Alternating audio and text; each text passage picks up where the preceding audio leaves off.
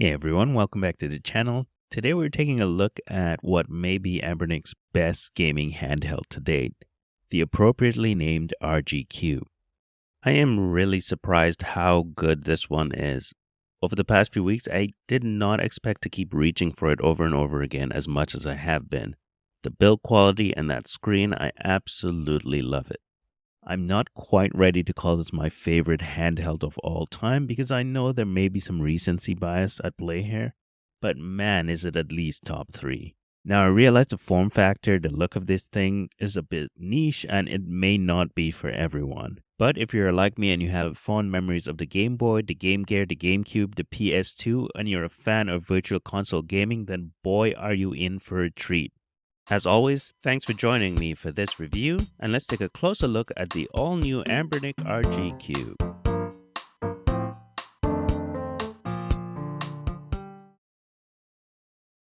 As always, I'll start off discussing the price and doing a quick unboxing. So Anbernic lists this at $170 US, but for most Canadians, that does not include shipping, taxes, and import fees. So all in, I paid roughly 300 Canadian, which is inching ever so close to the price of a refurbished or second-hand Steam Deck. So this is the biggest negative for me for the RGCube. When you inch towards that $200 US price point, you start to get some major competition from not only handhelds like the Retroid Pocket 4 Pro, but also used and refurbished Steam Decks, which you can pick up for only a few bucks more. And it becomes harder to convince me to pull the trigger. Anyway, I did pull the trigger in this case, and I am really happy I did. So in the box we have the device, wipes and a screen protector, the instruction manual, and a USB-C charging cable. Now I picked this one up in the black color, but Anbernic has a few options here, including a gray standard version, the beige white version, and the radiant purple. Now initially I loved how comfortable this felt, and it really just felt to me like an upgraded RGB 30. It also felt a lot heavier than I thought it would be for its size. The weight does not make it uncomfortable though, and it is mostly due to that nice, comfortable curve on the back. So jumping straight into the tour of the device, on the right you have a volume rocker and power button. On the left there is nothing. On the top you have some very clicky L&R bumpers and some very nice feeling analog triggers. You also have a headphone jack, a micro SD card slot, and a USB-C port.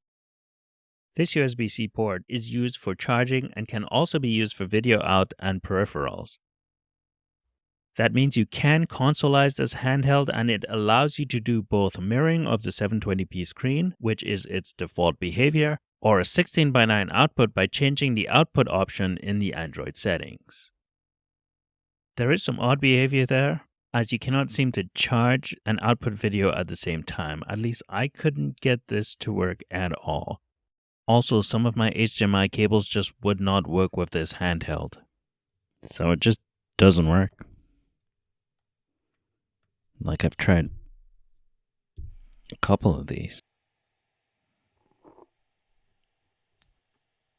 So this works fine. But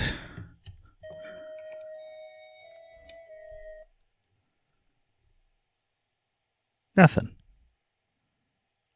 Just doesn't work. So just be aware of some of these weird quirks if this is an important feature you need in your retro handhelds. So back to the tour. On the bottom you have 2 downward firing stereo speakers that sound great to me, and nothing really on the back except this fan port and these nice grips. Now the fan itself is really quiet, and you can easily forget that this handheld is actively cooled. And finally we have the front of the device. Now there are a couple things to cover here, but first let's talk about that display. So we have a 720p by 720p IPS screen on here, which is unique in the sea of 3:2 and 4:3 aspect ratio screen devices that keep coming out. Now, there are a few other devices with this aspect ratio screen now, but it is still relatively uncommon. The one on this device has great viewing angles and has an amazing brightness range, getting extremely dark for nighttime gamers like me and extremely bright as well. The colors pop on here and it looks as good or better than any other device in my collection. And yes, that means there is no light bleed. Now, I did purchase this one 3 weeks after its official release, so that could mean one of two things. Either I'm extremely lucky, or Ambernic has actually fixed the light bleed issue.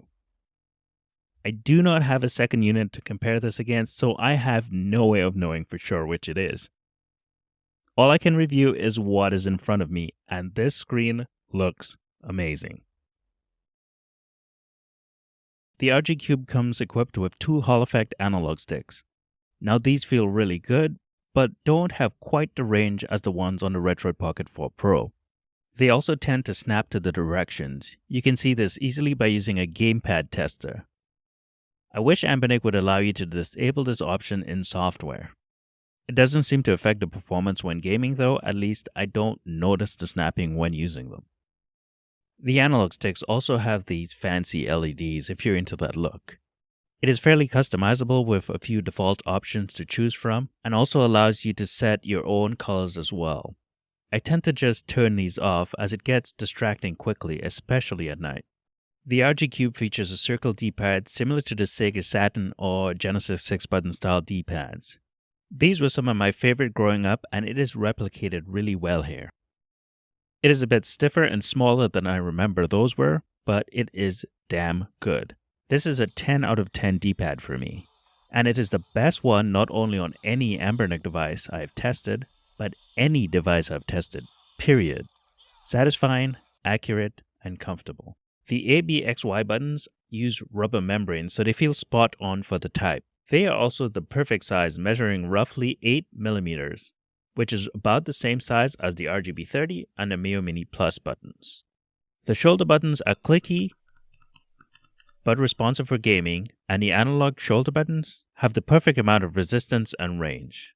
Honestly, I can't really complain about the controls at all. They function well in all of my testing. When you need precision, they work well, and there is no beating that D-pad. If you have used Android before on your phone, the RG Cube will feel familiar. The Android ecosystem and Google Play Store means you have some great emulators at your disposal, many of which come pre-installed. You also have access to some amazing front ends, such as ESDE and Daijisho. The downside to an Android retro handheld is that they require much more work to set up. Unlike something like the Ambernic RG35XX SP, which you can buy and start playing games on in a few minutes of getting it, this device requires a bit of time investment to set up perfectly. So Ambernic did take a stab at trying to make this a bit easier by including a retro frontend. They even added a dedicated button on the device to launch it. Now, this frontend will get the job done if you don't care too much about customizing your experience. I would strongly suggest switching over to one of the better Android frontends like ESDE. You can even repurpose the button using a button mapper app like this one. So here I've remapped the button to launch ESDE with a short press and Daijisho with a long press. To do this, simply install the button mapper app from the App Store, click the Add button, then the plus sign. When prompted, press the front end button. Once the button is added, add whichever front end you prefer to the single tap action and long press action.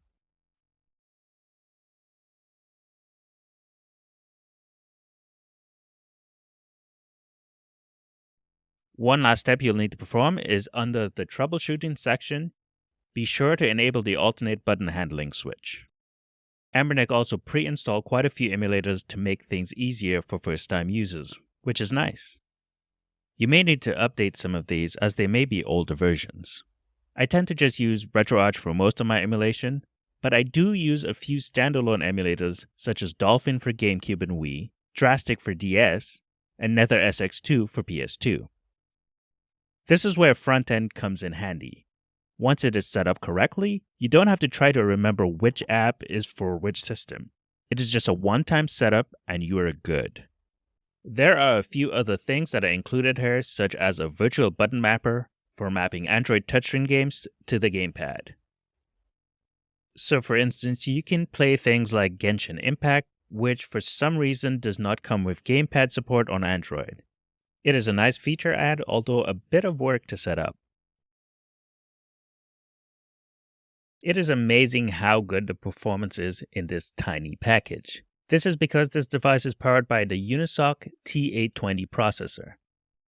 It handles a wide range of systems from less demanding 8 and 16-bit systems, such as the NES, Super NES, and Genesis, to more demanding platforms like the PS2, GameCube, and Wii.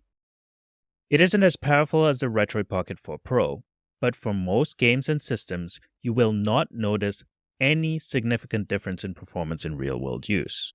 It isn't perfect. I did notice it struggles with a few of the more demanding titles in the GameCube, Wii, and PS2 libraries. Games like Sly Cooper on the PS2 were unplayable, and Star Wars on the GameCube did have some slowdown during gameplay sessions. These pushed the device to its limits. However, the vast majority of GameCube and the PS2 library played extremely well without many tweaks. I would definitely call this a PS2 and GameCube emulation device, and would recommend you pick this up if you are looking to play games in those libraries. So the RG Cube is essentially one of the most compact PS2 and GameCube handhelds available right now. It essentially gives you a little less power than the Retroid Pocket 4 Pro in a much more comfortable and compact form factor. One other thing to note is that the 1:1 aspect ratio screen works really well for most every system that this is capable of playing. In fact, 4:3 systems look really good here running at an 8:7 aspect ratio instead. That was my preference on here, but if you run them at a 4:3 aspect ratio, it works well with just slightly larger letterboxing. Handhelds with aspect ratios closer to 1:1 look amazing on here as well. This includes the Game Boy Color, the Game Gear, and the Neo Geo Pocket. They look sharp and crisp and take nearly full advantage of this screen. Vertical arcade games are also a highlight platform to play on the screen. The 1:1 aspect ratio is better suited for playing these games than your typical 4:3 aspect ratio system. I ended up sinking a lot of time into arcade games that I hadn't played in years. Another highlight system on here is Pico 8. Now, if you don't know what Pico 8 is, I highly recommend you invest some time in setting this up on here. Much like the RGB30 I reviewed previously on this channel, this is one of the reasons I would recommend getting a square aspect ratio screen system. Once set up, you can explore the wealth of indie games by using the Explore browser and quickly download and play hundreds of games that feel right at home on this retro system. The square aspect ratio screen also works really well for DS emulation.